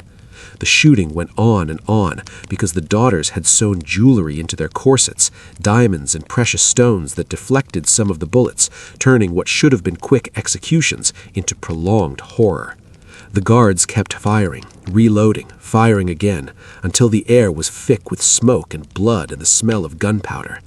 When the shooting finally stopped, when all 11 bodies lay on the floor, still moving, still breathing, the guards used bayonets to finish them. Alexei, the boy Rasputin had saved so many times, the heir to the throne, the child whose life had bound Rasputin to the imperial family, was bayoneted until he stopped twitching. And then it was done. The Romanov dynasty ended in a basement in Yekaterinburg, murdered by men who believed they were executing enemies of the people, who would later claim they felt nothing, no hesitation, only the satisfaction of necessary work completed. The bodies were loaded onto a truck and driven into the forest to an abandoned mine shaft. They were stripped because the clothes were valuable, and the guards discovered the jewelry sewn into the daughters' corsets, the fortune in diamonds that had protected them briefly but had only prolonged their suffering. The bodies were thrown down the mine shaft, doused with sulfuric acid to make them unrecognizable, and buried. Later, afraid the burial site would be discovered, they were dug up, moved, and buried again in a different location. They were lost to history for more than 70 years, until 1991, when the Soviet Union itself collapsed, and the remains were finally found, identified through DNA testing, and buried at last with dignity in St. Petersburg. But in 1918, in the days after the execution, the world did not know what had happened. Rumors circulated. Some said the family had been killed. Others said they had escaped to Europe, to America, that they were in hiding somewhere waiting for the right moment to return. For years, women would appear claiming to be Anastasia, the youngest daughter, saying they had somehow survived. All of them were frauds or deluded, but the world wanted to believe, wanted there to be survivors, wanted the fairy tale ending where at least someone escaped the horror. In the chaos of the Civil War, as the Bolsheviks consolidated power and the old aristocracy either fled or died, someone made a decision about Rasputin's grave. The revolutionaries saw it as an insult, a shrine to everything corrupt about the old regime, this peasant mystic buried in the imperial park as though he were royalty. In March 1917, even before the October Revolution, even before the Bolsheviks took full control, soldiers came to Tsarskoye Selo, dug up Rasputin's coffin, and carried it out of the park.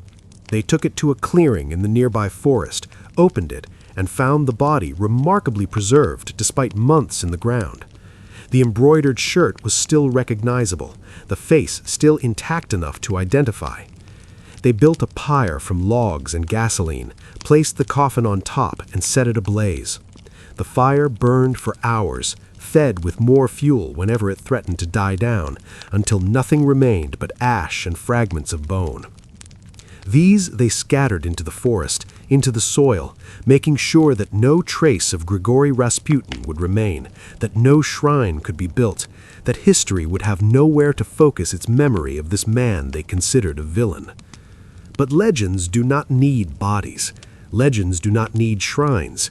Legends live in stories, in whispers, in the dark corners of imagination. And Rasputin's legend had already grown far beyond what any physical grave could contain. In the years that followed, as the Soviet Union rose from the ashes of the empire, as Stalin consolidated power and the Iron Curtain fell across Eastern Europe, Rasputin became a useful symbol for Soviet propaganda. They portrayed him as the ultimate example of imperial corruption, a degenerate peasant who had somehow manipulated the Tsarina, whose influence had helped bring down the rotten Romanov dynasty and pave the way for communist revolution. Books were published, approved by Soviet censors, that painted Rasputin as a monster, a sexual predator, a German spy, every accusation given equal weight regardless of evidence. The truth did not matter. What mattered was the narrative, the story that justified the revolution, that made the murder of the imperial family seem not like a crime, but like historical necessity. And yet even in Soviet Russia, even under a regime that tried to control every aspect of culture and memory, people told different stories about Rasputin in private.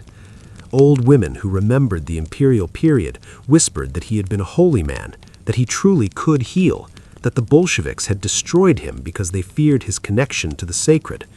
These stories could not be published, could not be spoken openly, but they survived in the underground stream of memory that totalitarian regimes can never fully control. In the West, Rasputin became something else entirely. Hollywood discovered him in the 1930s and never let go. He was perfect for the screen, this wild-eyed mystic with his reputation for debauchery and supernatural power, his dramatic death that read like fiction. Films depicted him as a hypnotist with glowing eyes, a Svengali figure who controlled the Tsarina through magic or sex or some combination of both. They showed him at orgies, healing the sick through sheer force of will, surviving assassination attempts through demonic protection. The films bore little resemblance to historical reality, but they created a Rasputin who lived in popular imagination more vividly than the real man ever could. He became an archetype, the mad monk, instantly recognizable even to people who knew nothing about Russian history. His face, with those intense eyes and wild beard, became iconic, appearing on everything from book covers to album art to advertisements. He became a metaphor for dangerous charisma, for the corrupting influence of mystics on power, for the thin line between holiness and madness. Historians, meanwhile, struggled to separate fact from fiction, to understand who Rasputin actually was beneath the layers of legend and propaganda. They had evidence, documents, letters between Rasputin and the Tsarina that had been preserved, testimony from people who had known him, medical records, police reports, photographs. But even the documentary evidence was contradictory, unreliable, tainted by the biases of those who had loved or hated him. The letters from Alexandra were intimate, grateful, sometimes excessive in their affection, but did they prove a sexual relationship or simply reflect the overwrought emotional style of the period? The police reports described his drinking and womanizing, but were they accurate observations or the product of agents eager to please their superiors who wanted dirt on the Tsarina's favorite? The testimony of those who knew him divided sharply between those who remembered a gentle healer and those who recalled a predator. How could one man have been so different to different people? Or had they simply seen what they expected to see, what they needed to see, projected onto this strange figure their own fears and hopes and prejudices? In the late 20th century, as archives opened and new evidence emerged, a more nuanced picture began to develop. Rasputin was neither saint nor demon, neither fraud nor miracle worker, but something more complex and more human. He was a genuine religious seeker who had also been willing to use his reputation for personal gain. He possessed real charisma and perhaps some degree of healing ability, likely through suggestion and psychological influence rather than supernatural power. He had been crude and sexual, but also capable of genuine kindness and compassion. He had wielded influence at the highest levels of power, but had used it inconsistently, sometimes wisely and sometimes foolishly. He had been destroyed not because he was evil, but because he was a convenient scapegoat, because the aristocracy needed someone to blame for their failures, because killing him was easier than addressing the real problems tearing Russia apart. This more balanced view satisfied historians, but never quite displaced the legend in popular consciousness. People preferred the dramatic version, the Rasputin of films and novels, the man who could not be killed, the mystic who whispered in the Tsarina's ear and brought down an empire. And perhaps there is truth in the legend after all, not literal truth, but a deeper kind, because Rasputin did, in a sense, help bring down the empire, not through evil or conspiracy, but simply by being who he was. His presence at the center of power symbolized everything wrong with the autocracy, its reliance on superstition rather than reason, its isolation from the people it governed, its inability to adapt to the modern world. He became the visible sign of invisible decay, the symptom that made the disease impossible to ignore. And his death, far from saving anything, only accelerated the collapse, because it proved that the system could not even protect its own, that violence had become the only language anyone understood. In that sense, the conspirators who killed him were right about one thing. Rasputin was dangerous, just not in the way they imagined. He was dangerous because he showed, simply by existing, that the empire had lost its way, that the distance between the palace and the people had grown so vast that a peasant mystic seemed more trustworthy than ministers and generals. And once that distance becomes visible, once everyone can see it, the empire is already finished. The collapse is just a matter of time. More than a century has passed since Rasputin drowned beneath the ice of the Neva River, and still his story refuses to rest quietly in the past. His name appears in unexpected places, invoked whenever someone wants to describe a shadowy figure wielding undue influence, a gray eminence behind a throne, a manipulator of the powerful. Politicians use it as an insult, calling their opponents' advisors Rasputins to suggest corruption and malign control. Conspiracy theorists weave him into elaborate narratives about secret societies and occult knowledge, claiming he possessed ancient wisdom or was initiated into mysteries that gave him supernatural abilities. New Age spiritualists sometimes venerate him as a misunderstood mystic, a healer persecuted by those who feared his gifts. And in Russia itself, in the country he helped destroy, his reputation has undergone a strange rehabilitation in recent decades, with some Orthodox believers arguing for his canonization as a martyr, murdered for his faith and his loyalty to the Tsar. This last development would have seemed impossible during the Soviet period, when Rasputin was officially a villain, a symbol of everything reactionary and corrupt about the Tsarist system.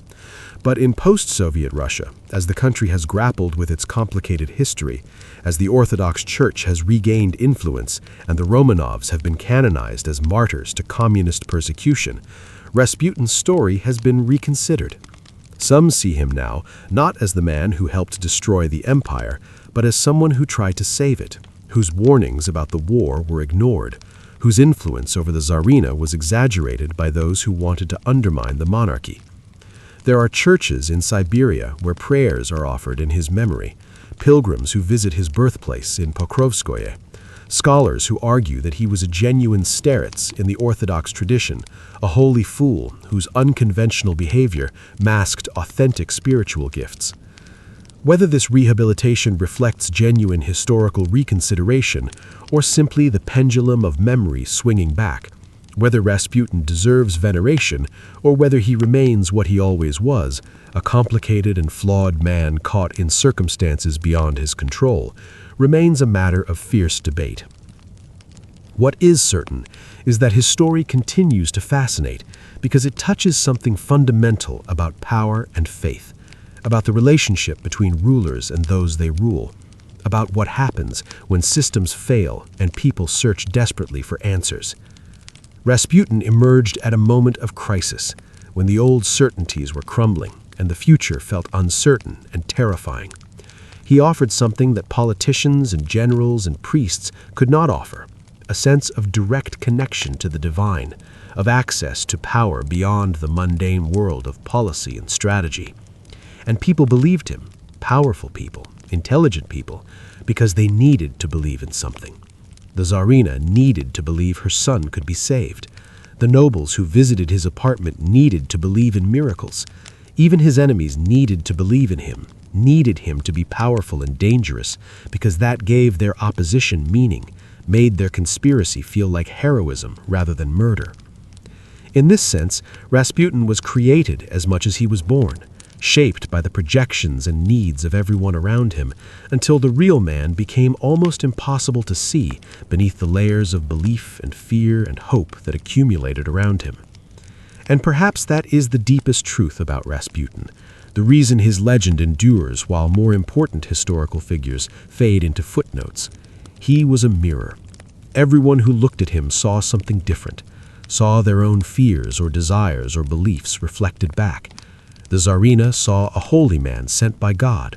Her enemies saw a demon corrupting the empire. The peasants saw one of their own who had risen impossibly high. The aristocracy saw a threat to their world of privilege and order. Historians see an enigma, a puzzle that refuses to be solved.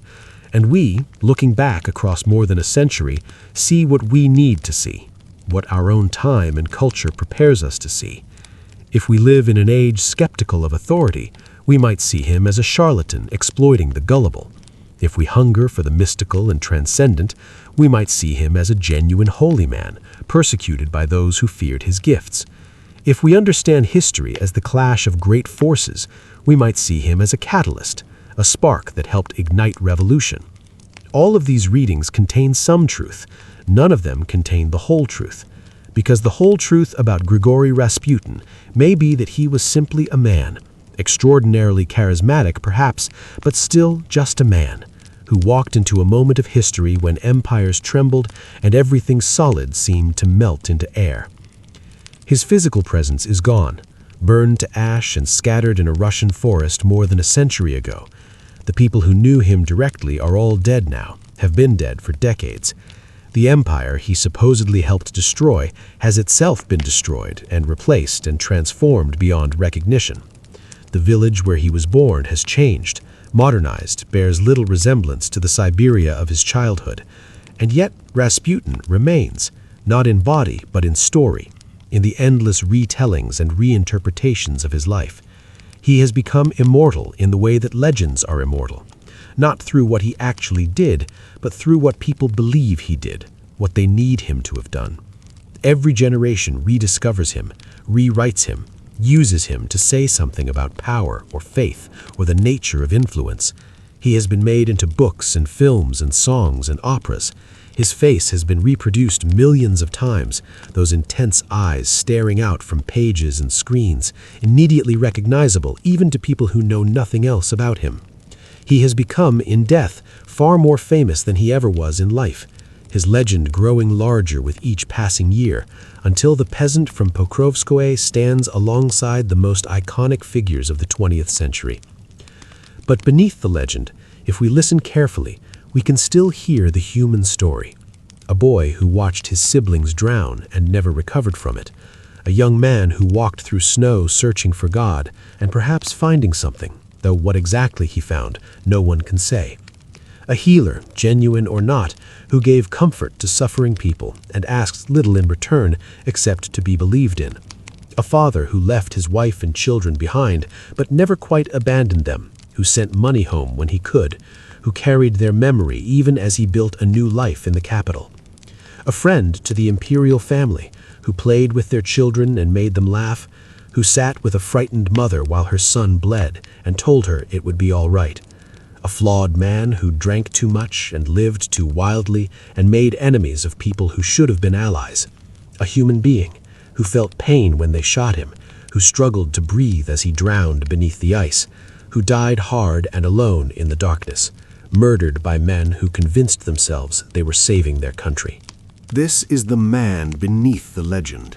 Not a demon, not a saint, not a supernatural being immune to bullets and poison, just a man, complex and contradicted, who lived in extraordinary times and became, through a combination of genuine gifts and historical accident and the desperate needs of those around him, something more than himself.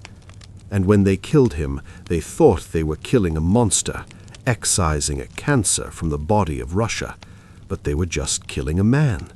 And his death changed nothing, saved nothing, accomplished nothing except adding one more tragedy to an era already soaked in tragedy.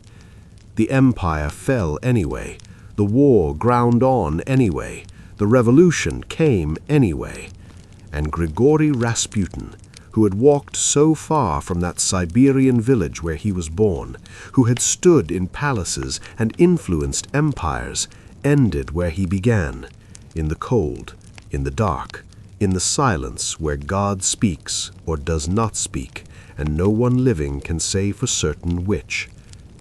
His story is a warning, perhaps, about the danger of believing too much or too little, about what happens when faith becomes fanaticism and skepticism becomes cynicism.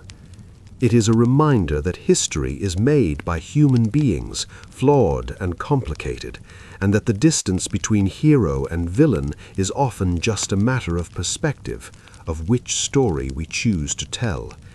It is a meditation on power and its corruptions, on how the need to believe can make us vulnerable, on how the desperate will grasp at anything that promises salvation, even if that salvation comes wrapped in rags and smelling of cheap wine. And it is, finally, a tragedy in the oldest sense, the story of a man who rose too high, who stood too close to power without understanding its rules, who believed he was protected until the moment he discovered he was not. The Greeks would have recognized this story, would have called it hubris and nemesis, pride and fall, but they would have recognized something else too, the human heart at the center of it, beating and afraid, and trying to survive in a world that has never been kind to those who are different, who refuse to fit, who walk their own path through the wilderness. And so his ghost walks still, through the pages of history books and the frames of films, through the memories of a country that cannot quite decide what to make of him, through the imagination of anyone who has ever wondered what it would be like to possess that kind of charisma, that kind of presence, that ability to make people believe. He walks through the snow of Siberia and the halls of palaces and the dark water beneath the ice, eternal and restless, the man who would not die, who even in death refuses to be forgotten, who has become not a person, but a story, not a life, but a legend, not history, but myth. And perhaps that is what he always wanted, this peasant from nowhere who hungered for something more, who walked thousands of miles searching for meaning and found instead immortality of a sort. His name remembered long after emperors and generals have faded into footnotes. Grigori Rasputin, the mad monk, the mystic, the healer, the devil, the saint, the man, the legend, the ghost that never left. And as long as people tell stories in the dark, as long as we wonder about power and faith and the thin line between genius and madness, he will walk among us still, those pale eyes watching, that rough voice whispering truths we may not want to hear, a reminder that history is stranger and more terrible and more wonderful than any fiction we could invent.